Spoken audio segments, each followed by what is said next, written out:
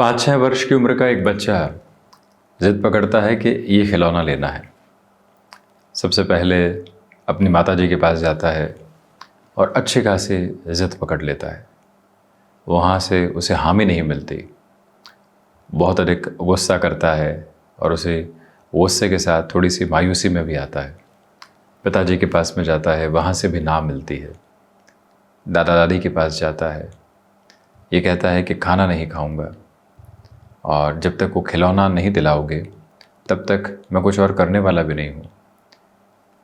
खुद अस्त व्यस्त होता है, कुछ हद तक सभी के ऊपर नाराज़गी जताता है और आखिरकार उस ज़िद को कुछ घंटों में या कुछ दिनों में पूरा करवाने की तरफ जाता है, परंतु गलत राह नहीं थामता। जीवन के प्रत्येक मोड़ पर हम सभी के भीतर ज़िद के आवरण अलग अलग सिरों के साथ में रहा करते हैं, परंतु जो व्यक्ति अपनी नैतिकता के बल के साथ में है, वो ज़िद भीतर है। बचपन की उम्र में वो ज़िद बाहर की तरफ हुआ करती है, परंतु जैसे जैसे उम्र की अवस्थाएं बढ़ती है, वो ज़िद जितनी भीतर आ जाती है, उतना ही व्यक्ति परिपक्व होने लगता है, उतना ही व्यक्ति अपने साथ में सहजता के साथ इच्छा शक्ति को लेकर चलने वाला होता है।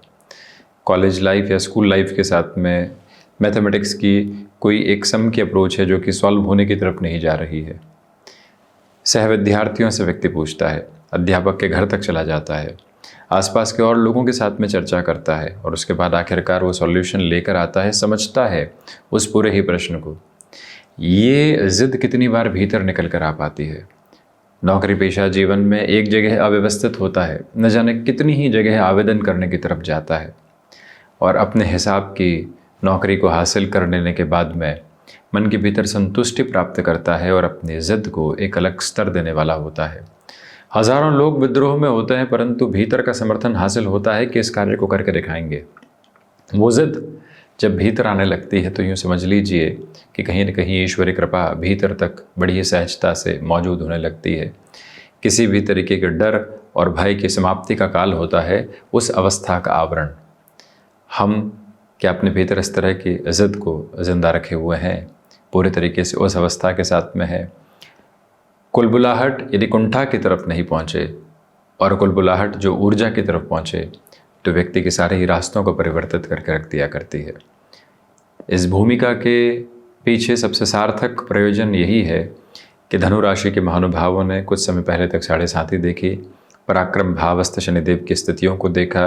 वर्तमान में शनिदेव वक्री होकर यहाँ चतुर्थ भावस्थ स्थितियों में चलायमान है, परंतु इसी अवस्था में जब ढैया चल रही हो, पोजीशन थोड़ी सी स्लगिश हो और राहु पराक्रम भावस्थ क्रम में हो, मोक्ष कारक ग्रह केतु की स्थितियाँ नवम भाव में भाग्य को आवरण दे रही हो और साथ ही साथ में देव गुरु बृहस्पति का आधार सप्तम भावस्थ क्रम के साथ में गतिमान हो, तो यह स्पष्ट तौर पर समझ लेना चाहिए कि जीवन की यात्रा का जो सबसे बेहतर पहलू है वो लगातार साथ साथ चल रहा है, यानी कि आप अपने भीतर की जागृति को बड़ी ही गहराई से देख रहे हैं। ये वर्तमान से लेकर जो 3 महीने हैं अति महत्वपूर्ण है, क्योंकि ग्रही व्यवस्थाएं महत्वपूर्ण स्तर पर परिवर्तन की तरफ जाने वाली होंगी।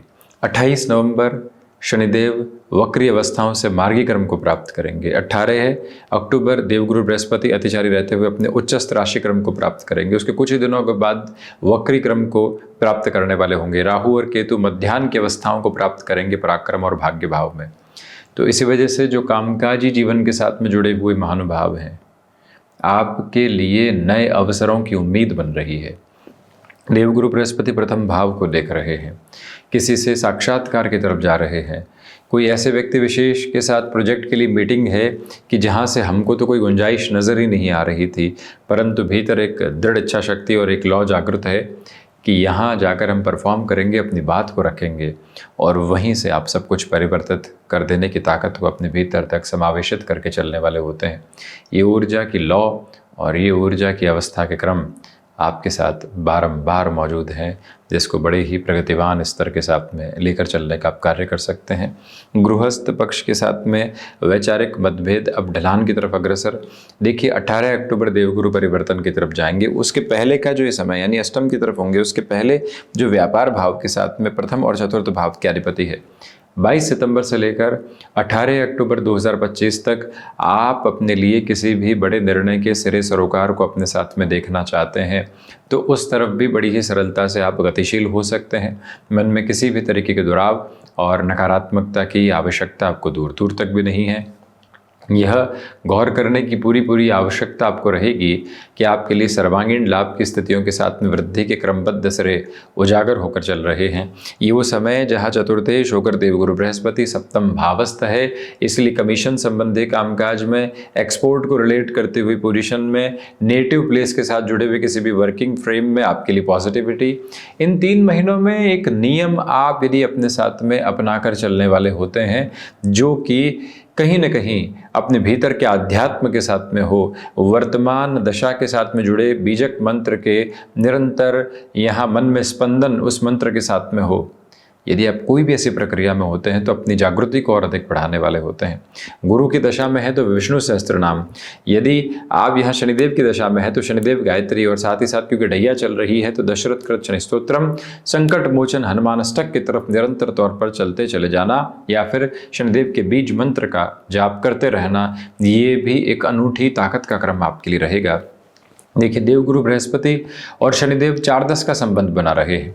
आप यदि कंस्ट्रक्शन और रियल एस्टेट के साथ में जुड़े हुए हैं, जिन प्रोजेक्ट्स में डिले हुआ, जिन प्रोजेक्ट्स में प्रॉब्लमेटिक सिचुएशंस निकल कर आई, उन सभी से हटकर जो आप एक स्थिरता को अपने लिए प्राप्त करना चाह रहे थे, उसकी पूरी पूरी गूंज, उसकी पूरी पूरी ताकत और तीव्रगामिता आपके साथ साथ में बनी हुई है। कहीं पर भी चिंतित और दुविधाजनित होने की आवश्यकताएं आपको बिल्कुल भी नहीं है। एक और नम्र निवेदन आपसे हम बारंबार करना चाहेंगे कि इस समय अंतराल में चलते हुए आपके लिए कहीं न कहीं जो सोच में छोटी छोटी स्थितियों में रुग्णता निकल कर आने वाली होती है, उससे आप बचिएगा। यानी कि जो कॉन्ट्राडिक्शंस अपने भीतर मौजूद रहते हैं उससे संभलने की जरूरत रहेगी। अब थोड़ा सा और गौर करें आप कि जो शनिदेव और देवगुरु बृहस्पति की स्थितियां हैं वो प्रथम भावस्थ क्रम के साथ में अपने दृष्टि निक्षेपण को रखकर चल रही है। इसका सीधा सीधा अर्थ यह है कि जहां आपने अपने ठहराव को प्राप्त किया, निर्णय लेंगे परंतु बड़े ही आराम से, भागदौड़ के साथ में हम चलने वाले नहीं होंगे। जब ये स्थिरता आप प्राप्त कर लेते हैं तो आप देखिए कि सारे ही आवरण आपके साथ में परिवर्तित होकर आगे बढ़ने वाले होते हैं। वो तीव्र इच्छा शक्ति आपके साथ साथ में बनी हुई है जिसको अपने भीतर तक आप ज़रूर लेकर चलिएगा। याद रखिएगा कि धीरे धीरे आपके मानसिक सुख के साथ में जो वृद्धि के क्रम होने चाहिए वो मौजूद रहने की तैयारी कर रहे हैं। मन में किसी भी स्तर पर चिंताओं को अपने साथ में रखकर चलने की आवश्यकताएं आपके लिए बिल्कुल भी नहीं है। यह स्पष्टता है कि प्रथम भाव के अधिपति जो एक तरह से सप्तम भावस्थ क्रम में है और साथ ही साथ प्रथम भाव से शनिदेव का 4-10 का संबंध और पुनः इनका दृष्टि संबंध गुरु के मूल त्रिकोण पर, आप यदि IT फील्ड के साथ में जुड़े हुए हैं तो देखिए, एक तो 13 सितंबर के साथ में मंगल की स्थितियां तुला प्रवेश कर रही है, यानी कि लाभ भावस्थ प्रवेश कर रही है, धन भाव को देखने वाली होगी। शनिदेव मंगल नवम पंचम निर्मित करने वाले होंगे। इसका सीधा सीधा अर्थ यही निकल कर आने वाला होता है कि आपकी पूरी पूरी जो जीवन यात्रा है वो परिवर्तन के क्रम को सहेज कर साथ साथ में चलने की प्रक्रियाओं को रख रही है। मन के भीतर किसी भी तरीके की नकारात्मकता की आवश्यकता ही नहीं है। स्पष्टता ये रखने की ज़रूरत रहेगी यहाँ पर कि आपके साथ में चलता हुआ यह समय प्रभाव कहीं न कहीं वर्किंग प्रोक्रेस्टिनेशन दे सकता है। ठीक है, ये कार्य इतना हो गया है, कल देख लेंगे ना, परसों देख लेंगे ना, किसी और को भेज देते हैं ना। ये जो अजम्पशन के साथ में कन्फर्मेशन खुद को व्यक्ति देता है उससे आप थोड़ा सा दूर रहिएगा। जब तक आप पूरे एग्जीक्यूशन के साथ में किसी पोजीशन में नहीं होते, the way with the approach of consolidation के साथ में नहीं होते, तब तक आपको थोड़ा सा रुक कर चलने का प्रयास यहाँ पर करना चाहिए। कफ प्रदान प्रकृति के रोगों से संभलिएगा। किसी भी तरीके की शल्य चिकित्सा की तरफ यदि आपको जाना है तो उसमें बेहतरी इन 3 महीनों के आवरणीय प्रभाव क्षेत्र में। देखिए, इसमें भी 18 अक्टूबर से लेकर 11 नवंबर तक का समय विदेश संबंधित कार्यों के लिए अत्यधिक महत्वपूर्ण कहा जाएगा। खर्चों को रोकने के लिहाजा अत्यधिक व्यवस्थित कहा जाएगा। उसी समय आपके लिए धनागमन में वृद्धि, मानसिक सुख जहां जिस तरह से है और जिस अप्रोच में है वहां अटमोस्ट रेजेंबलेंस ऑफ कंफर्ट के साथ में जो एस्टेब्लिश होते हुए पोजीशन होती है वो आपको और तेजी से आगे बढ़ा रही है। मन के भीतर की सारी चिंताओं को हटाती चली जाती है और जीवन की स्थिरता वहीं से आप प्राप्त करते चले जाते हैं। ये भाव अपने भीतर तक आप समायोजित करके बड़ी गहराई से रखते चले जाइएगा। रचनात्मक क्षेत्र विशेष के साथ में भरपूर प्रगति है। तो वहीं पर जो राहु की स्थितियां हैं, अब आप देखें कि राहु कुछ ही समय में मध्याह्न प्राप्त करेंगे, शनिदेव की मूल त्रिकोण में है, शनिदेव वत फल करते हैं। राहु का स्मृतियों में रखा जाए कि प्रथम उपचय इसी त्रिक के साथ, इस उपचय के साथ और इस उपचय के साथ, यानी तृतीय, षष्ठ, दशम और एकादश भावों के साथ में नैसर्गिक तौर पर बहुत बेहतर परिणाम होता है। एकादश में सबसे उत्तम तो पराक्रम में बेहद शानदार, यानी कि पराक्रम भाव में राहु है। कोई प्रमोशन अटकी हुई थी, आपके सामने चेंज का ऑफर है, क्या किया जाए, एक बार प्रमोशन ली जाए, थोड़ा सा रुका जाए, उसके बाद में चेंज की तरफ जाएंगे, ऐसी गुंजाइशों को भीतर रखना अति महत्वपूर्ण है। आपके साथ बिजनेस पार्टनरशिप में कुछ प्रॉब्लम चल रही है, भीतर का मन कह रहा है कि इतनी मेहनत की है, कैसे ये सब छोड़ दूं, परंतु वहीं से दूसरा कोना कहता है कि कुछ एडजस्ट करना पड़ेगा, कोई दिक्कत नहीं, परंतु व्यवस्थित करते हैं। अगले के मनोभाव में लोभ प्रवेश कर चुका है, हमारे मनोभावों में नहीं है, हम वहीं पर स्थिर होते हैं। केमिकल संबंधी कामकाज, औषध विज्ञान संबंधी कामकाज, साइकोलॉजी को रिलेट करता हुआ फील्ड स्पेसिफिक, इसके अलावा आध्यात्मिक क्षेत्र के साथ में जो भी महानुभाव जो एक तरह से सनातन की विजय पताका को लेकर निरंतर तौर पर चलने वाले होते हैं, उनके लिए भी इस समय को शीर्षस्थ क्रम के साथ में देखा जा सकता है। वहीं किसी मोह से बहुत अधिक आसक्ति थी, विचार बारंबार एक ही बात के बारे में चल रहा है कि ये हासिल करना है, उठते बैठते जागते सोते सिर्फ उस हासिल करने की प्रक्रियाओं के साथ में अंधानुकरण आ चुका है, तो व्यक्ति मन मस्तिष्क से पशुपेश में आने लगता है। वहीं से खुद को आप थोड़ा सा संभालने का प्रयत्न करते चले जाइएगा। अब जो सूर्यदेव की स्थितियां जब ये कार्यक्रम हम ले रहे हैं, अभी भी 7-8 दिनों के लिए ये नवम भावस्थ क्रम में ही रहने वाली होगी, प्रखर ऊर्जा के प्रतिबिंबित क्रम में है। उसके बाद सूर्यदेव भी कर्म प्रधानक आधार में रहेंगे।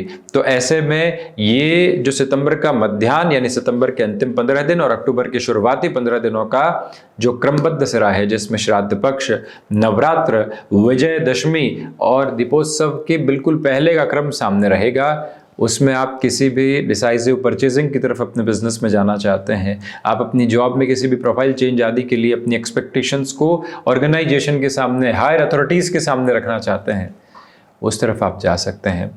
इन 3 महीनों की गूंज में बारंबार खुद को ये मत कहिएगा कि ढैया चल रही है, रुकावटें हैं, बाधाएं हैं, तो उससे मुक्त होकर हम चलने को पूरे तरीके से यहाँ उतावले हैं। बस यही बात खुद को कहते चले जाइएगा। चलने के लिए उतावले हैं परंतु भाग नहीं रहे हैं। हम हासिल करना चाहते हैं परंतु उसके साथ में धैर्य है।